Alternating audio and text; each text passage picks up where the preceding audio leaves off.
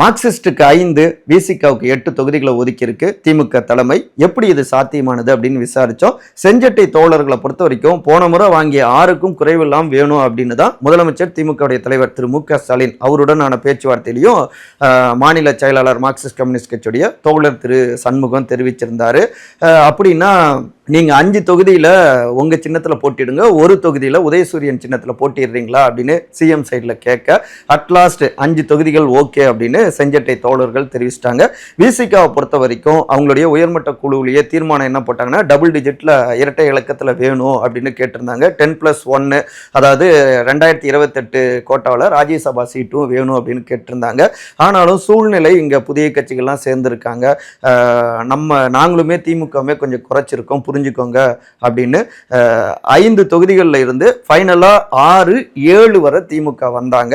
ஆனா விசிகா எங்களுக்கு 8க்கும் குறைவில்லாம தொகுதிகள் வேணும் அப்படின்னு அதனுடைய தலைவர் திரு தொல் திருமாவளவன் தெரிவிச்சிருந்தாரு. தொடக்கத்துல இருந்தே மதவாதத்துக்கு எதிராக தொடர்ந்து களமாடிக்கிட்டு இருக்காங்க விசிகா.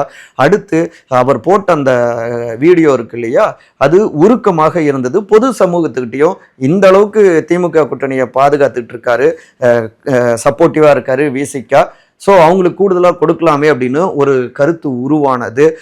இன்னொரு பக்கம் திரு வேல்முருகன் தாவாக்கா அவங்க கூட்டணிலேருந்து விலகி இருக்காங்க. ஸோ அந்த கோட்டாவில் தொகுதிகள் இருக்குது. வட மாவட்டங்களில் அது பாசிட்டிவாக இருக்கும். இன்னும் உற்சாகத்தோடு விசிகாவினர் இறங்கி வேலை பார்ப்பாங்க. அதனால் 8 தொகுதிகள் கொடுக்கலாம் அப்படின்னு முடிவெடுக்க ஃபைனலாக 6 தனி தொகுதிகள் 2 பொது தொகுதிகளை விசிகாவுக்கு ஒதுக்கியிருக்கு திமுக அப்படிங்கிறாங்க இந்த உள் விவகாரங்களை நன்கறிஞ்சவங்க.